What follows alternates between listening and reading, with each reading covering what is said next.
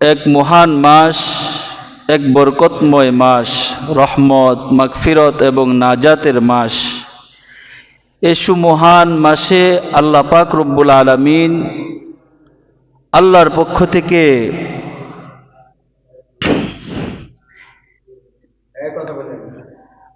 পক্ষ থেকে অসংখ্য রহমত বর্ষণ করেন।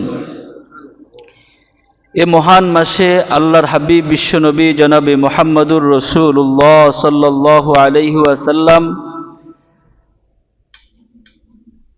উম্মতের জন্য ঘোষণা করেছেন এক হাদিসের মধ্যে, রমজানের শাবানের শেষ রাতে আল্লাহর নবী বিশ্বনবী জনাবে মুহাম্মদুর রাসূলুল্লাহ সাল্লাল্লাহু আলাইহি ওয়াসাল্লাম ঘোষণা করেছেন, ইয়া আইয়ুহান নাস শাহরুন আজিমুন মুবারাকুন, তোমাদের সামনে এমন এক মহান মাস এসেছে যে মাসের তুলনা দ্বিতীয় আর হয় না। এই মাস অনেক বরকতের মাস, অনেক রহমতের মাস। এই মাসে আল্লাহ পাক রব্বুল আলামিন এই মাসকে আজিম বলেছেন কেন? যে এই মাসে আল্লাহ তাআলা প্রতিদিন সারা বছর এই বান্দার জন্য বেহেশতকে সুসজ্জিত করেন, আর এই রমজানের চাঁদ যখন উদিত হয় তখন আল্লাহ তাআলা জান্নাতের সবগুলো দরজাকে খুলে দেন, আর জান্নাতের মধ্যে এমন এক হাওয়া বইতে থাকে যেই বাতাসে সমস্ত গাছপালা তরু লতাগুলো দুলতে থাকে, আর এমন এক মধুর, এমন এক শ্রুতি মধুর এক আওয়াজ তৈরি হয়, এক বাজনার তৈরি হয়, যে আওয়াজ শুনে জান্নাতের যত হুর গিলমান তারা উঠে আসে। সুবহানাল্লাহ। ওই হুর গিলমানরা তখন বলতে থাকে যে আজকে হে রিদওয়ান ফেরেশতা, আজকে কোন রাত্রি, যেই রাত্রিতে এত সুন্দর বাজনা বইতেছে? তখন রিদওয়ান ফেরেশতা বলে, আজকে রমজানের প্রথম রাত্রি, এই প্রথম রাত্রিতে আল্লাহ তাআলার রহমতের দরজা খুলে দিয়েছেন এবং জাহান্নামের সবগুলো দরজাকে আল্লাহ তাআলা বন্ধ করে দিয়েছেন। এজন্য আজকে এরকম রহমতের বারিধারা বইতেছে।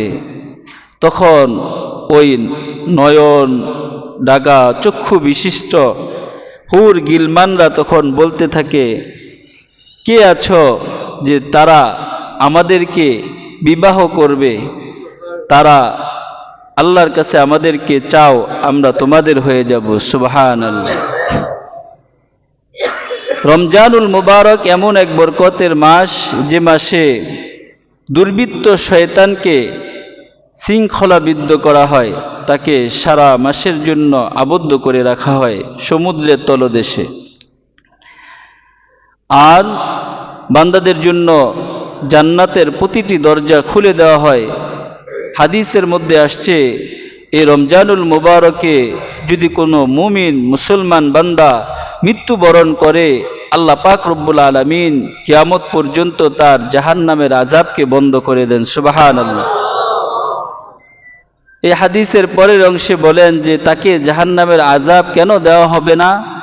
এজন্য দেওয়া হয় না, জাহান্নামের সমস্ত দরজাগুলো রমজানুল মুবারকে বন্ধ থাকে এজন্য। সুবহানাল্লাহ। তো এই মাস হচ্ছে রহমতের মাস, এই মাস নেকি কামাইয়ের মাস।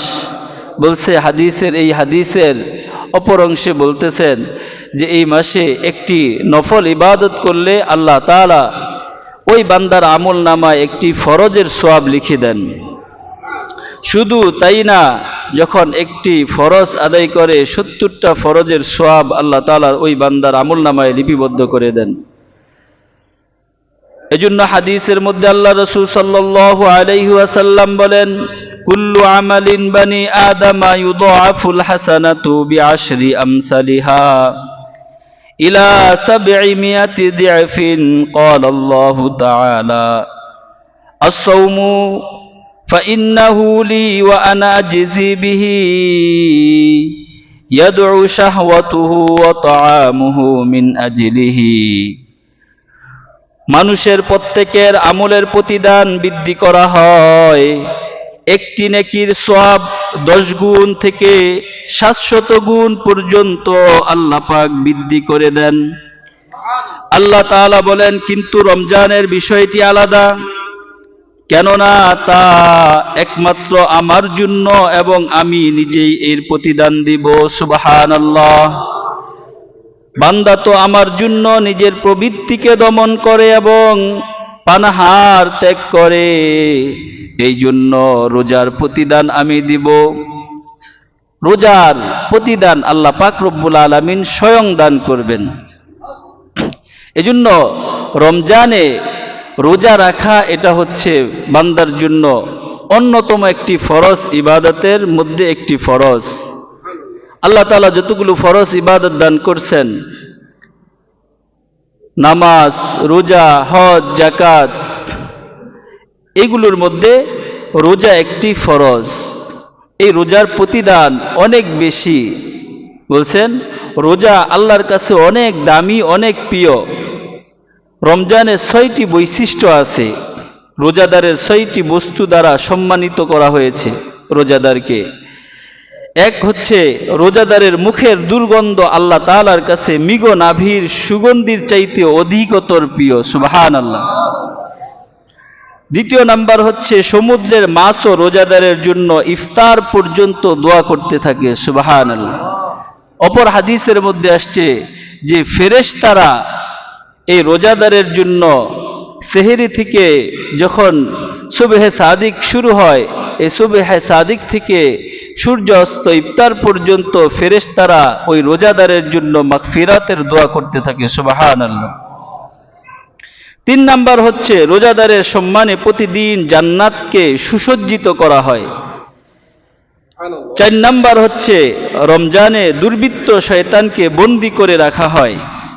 5 নাম্বার হচ্ছে রমজানের শেষ রাতে রোজাদারকে একেবারে পাপ থেকে মুক্ত করে তাকে স্থায়ীভাবে ক্ষমার ঘোষণা করে দেন কে?